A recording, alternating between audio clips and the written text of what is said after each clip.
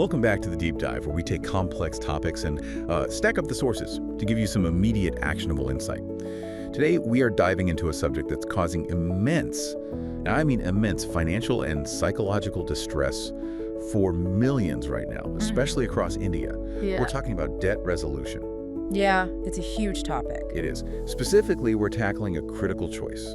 It's one that anyone struggling with repayment has to face. Do you try to manage, negotiate, and resolve all that debt entirely on your own? You know, the classic DIY route? Or do you seek out professional structured debt counseling? Exactly. And the context here is key. We're seeing these massive upticks in consumer debt from credit cards, personal loans, even those buy now, pay later defaults. It's putting everyday financial stability under just severe pressure. So our mission is simple. We want to give you, the learner, the clearest possible view of the pros, the cons, and really the essential why it matters for each path. Because here is the finding that really kicked off this whole research dive for us. While self-management is possible, thousands of people in this exact scenario have ended up, well, deeper in financial distress. And why is that? It's because they simply didn't understand the complexity of repayment frameworks, high-stakes negotiation, and crucially, the legal system. Right. Before we unpack the two paths, we're going to be throwing around some terms that might be new.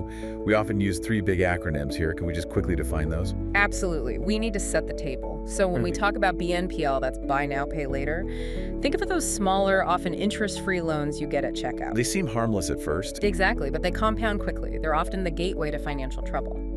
Then you have EMI, which is equated monthly installment. That's just the fixed payment you make every month on your loan. Okay, simple enough. And finally, CIBIL. It's the most common credit score agency in India. So when we talk about your CIBIL score, we're just talking about your overall credit health. Got it. Now, with that foundation, what's really fascinating here is that the choice between DIY and professional help, it isn't just financial, it's profoundly psychological. We're really searching for the balance between, having control over your own financial destiny and having the legal and emotional protection you need when systems get aggressive. And we're going to figure out that exact moment when trying to save a few bucks on your own actually ends up costing you, well, everything. Okay, let's unpack this, starting with the path that I think holds the most appeal for most of us. The ones who value self-sufficiency. Personally, handle debt resolution, the DIY route. Right. The immediate powerful draw here is it's full control. It's that feeling of empowerment. That's exactly right. When you manage your debt personally, you are the boss. You dictate the timeline, you prioritize which loans get paid first, the whole budget plan is yours, you're calling all the shots. And probably the most compelling pro, financially, is just avoiding third-party fees, right? If you can handle this, you save money right off the bat. Every single rupee goes to clearing the actual debt. And beyond the savings, the learning experience is huge. I mean, if you successfully navigate this yourself, you get a crash course in personal finance. Oh, for sure. You gain this deep firsthand knowledge about how your CIBIL score works, how interest builds up, and maybe most importantly, how to fundamentally change your spending behavior. It can set you up for long-term health. And our sources even show this success. We have the example of Rohit, a marketing executive from Mumbai.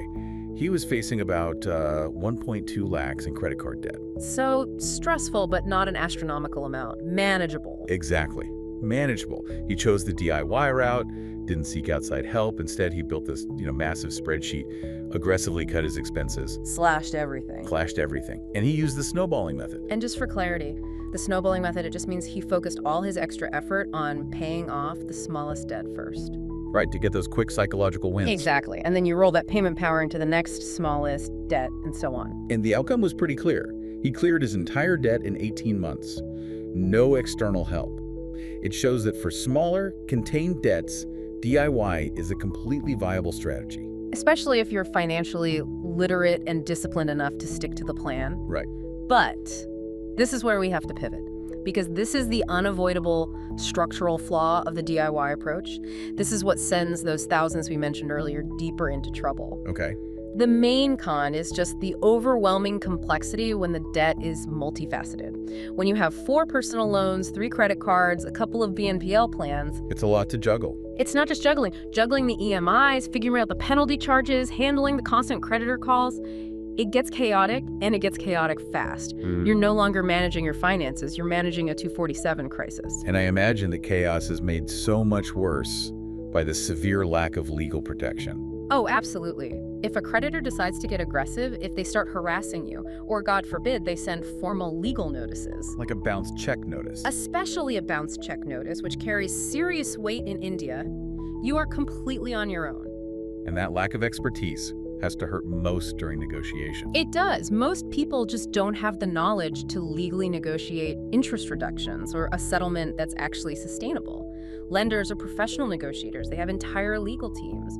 The average person just isn't equipped for that fight. So you might agree to something that solves the immediate fire. But it locks you into a long-term interest rate that doesn't actually help you at all. And I think we often forget, debt isn't just a numbers problem on a spreadsheet. It's a human problem. Yeah. We can't ignore the severe mental toll, the emotional burnout. The constant pressure, the phone calls, the fear, it's immense and it's unsustainable. It affects your sleep, your relationships, even your job. That mental and emotional burnout, that really is the tipping point, isn't it? It's where the DIY approach just breaks down. It is. When that happens, you need a system. Yeah. Which leads us directly into the structured path. Professional debt counseling. And we should clarify, this isn't just like generic budgeting advice. No, not at all. The source material describes it as a hands-on intervention with a certified professional or agency. So if we connect this to the bigger picture, the professional route gives you synthesis. And crucially, legal protection that you just can't replicate on your own. That's the key. We actually distilled 5 key advantages from the sources, starting with expertise and experience. Okay. Agencies like Single Debt, for instance, have in-house financial experts and legal advocates. And these people truly understand the specific, tiny details of Indian banking norms, lending laws, RBI guidelines on recovery. So you're getting a strategic, tailored plan, not some template you just pulled off the internet. Exactly. Which brings us to the second point, legal protection. This is the true value add. If you're being harassed by aggressive recovery agents, the professionals step in. How so? The sources explicitly noted that their paralegal teams will take creditor calls on your behalf. Wow. So you're suddenly shielded from that daily onslaught of 30 or 40 phone calls. I mean, that alone is life-changing for someone under that kind of stress. These benefits sound incredible, especially that legal shield, but Yeah. let me challenge you right there, just as a proxy for our listener. Please. If someone is so deep in debt that their EMIs are already bankrupting them, how on earth do they suddenly find the cash to pay professional service fees? Isn't that just adding more pressure to an impossible situation? That is the most critical and valid question. Yeah. And the sources are clear on this. While service fees exist, it might be a flat setup fee or a percentage. You have to see it as an investment that prevents exponentially larger losses down the line. Okay, unpack that. The professional can often negotiate interest reductions that far outweigh their fee. They prevent those huge penalty charges, and most importantly, they prevent you from racking up massive legal fees if the whole thing goes to court. So an upfront cost that saves you more in the long run. It typically saves far more than it costs. And this leads to the third major advantage, the customized debt management plan, or DMP. A DMP. A DMP consolidates all your unsecured EMIs, credit cards, personal loans, maybe even education loans, into one single manageable monthly payment. And it's specifically calculated based on your actual income and your capacity to pay. So that structure immediately gets rid of the chaos of juggling 10 different due dates. Absolutely. No more robbing Peter to pay Paul. And that structure leads directly to the fourth advantage, credit score recovery. How does that work? Well, because you have this formalized, structured repayment plan with all your creditors, you eliminate those records of missed EMIs, which are what destroy your CIBIL score. Over time, that score begins to improve because you're showing you can repay consistently. And the fifth advantage. Finally, it's the reduced mental stress. These agencies often include crucial emotional support, budgeting tips, and financial education to make sure these debt cycles don't just happen all over again. Those benefits sound comprehensive, but we do need to address the other side. What are the downsides? And maybe more importantly, the warnings. Right. So aside from the service fees and maybe the natural discomfort of, delegated decision-making. Giving up some control. Yeah, handing over negotiation can be tough. But the most important warning is the presence of scams. It is a genuine danger out there. So what are the red flags? What should people look out for? Okay, robust warning signs. You always verify credentials, of course, but watch for specific claims. If an agency guarantees they can wipe your debt clean overnight, that's a lie. They can only negotiate settlements, which you still have to pay, Right. if they demand large cash payments up front before any real service is rendered or you've even had a consultation. That's a massive red flag. And if they operate without a verifiable track record, a physical office, or a clear legal framework, just avoid them completely. Verification is absolutely crucial here. So now we move into the real-world impact. And I think this is where the aha moment is going to hit for a lot of listeners. This is where we see the exact point when professional help moves from being, nice to have to absolutely essential. Especially when the legal stakes get high and the harassment becomes unbearable. Let's dive deep into the Poon case study. Okay, so this was a 32-year-old unmarried man who was supporting his elderly parents, aged 60 and 64, because of mounting medical expenses. Tough situation already. Very. He was earning 56,000 rupees per month, but he had 6 credit cards and 4 personal loans. His total monthly EMIs, his fixed payments, came to a staggering 74,896 rupees. Wait, hold on. 20,000 rupees more than he earns. That just doesn't add up. How is anyone expected to survive that, let alone care for ill parents? He couldn't. He started missing payments, and that's what triggered the crisis. The creditor's response was, well, it was horrific. Severe harassment, 30 to 40 calls a day, aggressive home visits. Wow. And the verbal abuse was directed not just at him, but at his sick parents. This moved way beyond financial stress into genuine physical and emotional danger. That invasion of dignity, having creditors yelling at your ill parents, that is where the human cost of trying to do it yourself really just breaks down completely. Obviously. So after enrolling in a personal debt plan, the intervention was rapid, advocates stepped in, and the harassment was stopped within 8 weeks. 8 weeks, that's fast. It is. They responded to complex legal notices, and critically, they prevented an arbitrator's order. That sounds devastating. What exactly is an arbitrator's order, and why is preventing it so crucial? An arbitrator's order is not just a stern letter. In the Indian legal context, it's a quasi-judicial directive. It lets the creditor bypass lengthy court processes, often leading directly to asset seizure or threats of liquidation. So preventing that order is the difference between keeping your belongings and losing everything. A massive loss of assets, yes. So after they stabilized the crisis, what was the final resolution that actually allowed him to breathe again?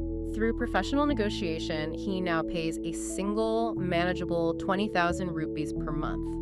And this amount is distributed pro rata across all 10 of his creditors. Okay, can you quickly explain pro rata? I mean, how do you convince 10 different banks and lenders to all agree to take lower payments? The key insight is that the professionals present a structured, legally sound argument. Pro rata just means in proportion to the amount owed. So instead of him defaulting entirely on everyone, the agencies ensure every single creditor gets a guaranteed smaller payment each month. This drastically reduces the creditor's risk of having to write off the entire loan as a loss. It's a common sense solution that really only experts can execute because they know how to handle the legal paperwork for 10 separate institutions all at once. That story really drives home the value proposition. So let's synthesize the differences now, side by side, based on the source comparisons. Okay. So when we talk about control, DIY offers full decision-making. Professional counseling, on the other hand, involves shared control with expert guidance. You have to delegate. For costs, DIY is free, but you pay with immense time and emotional energy. Professional counseling has affordable service fees, which, as we established, are usually outweighed by the savings you get from negotiation and avoiding legal trouble. In terms of legal support, DIY offers none. You are completely exposed and fighting alone. Professional counseling provides dedicated legal advocates who shield you from all that harassment. Which means the stress level is catastrophically high with DIY when things spiral. But significantly reduced with the structured, protected professional path. Right. So ultimately, the source clarifies who each option is best for. It does. DIY is ideal for small, contained debts and people who are already financially literate. Professional counseling is really best for high debt burdens, existing legal or harassment issues, or situations where the emotional stress is just becoming debilitating. And this raises a really critical set of questions that every learner listening should probably use as an internal assessment before choosing which path to take. Like a checklist. Exactly. Start with the complexity assessment. Is your debt just a couple of standard loans that are easy to track, or do you have this toxic mix of credit cards, BNPL payments, defaulted EMIs, and bounced checks? That level of complexity is a big signal. It signals that specialized help is significantly wiser. Okay, what's next? Next is the legal exposure assessment. Are creditors already calling you? Are they harassing you? Are you receiving formal notices? If the answer is yes, then professional legal intervention is already necessary. Waiting just makes it worse. Then there's your internal resource assessment. Right. Do you deeply understand RBI guidelines, interest calculations, and legal processes well enough to negotiate a sustainable settlement on your own? If not, trying to negotiate could backfire badly. You could lock yourself into unfavorable terms. And finally, and I think this is maybe the most important one, the mental health assessment. Is the debt affecting your sleep, your relationships, your job? Are you feeling anxiety or depression because of this financial stress? If the answer is yes, seeking financial and emotional support through a counseling agency isn't a luxury. It can be life-changing, even life-preserving. So when we wrap all this up, the choice is really about choosing empowerment, isn't it? It is. That empowerment might mean the freedom and the learning experience of managing a small debt yourself.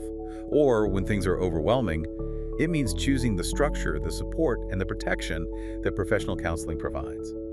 It's about being smart, not stubborn.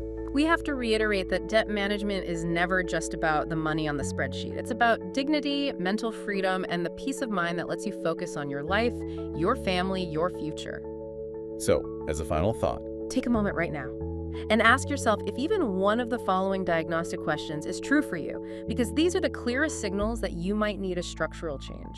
First, am I struggling to keep up with my EMIs, forcing me to borrow just to pay the monthly dues? Second, are creditors or recovery agents calling me every single day, causing fear or anxiety? And third, is this financial stress affecting my sleep, my key relationships, or my job performance? if the answer is yes to any of those, it signals that it's time to stop juggling 10 problems on your own and start healing with the right kind of structured support. That strategic shift based on knowledge and clarity, that is the smartest move you can make today.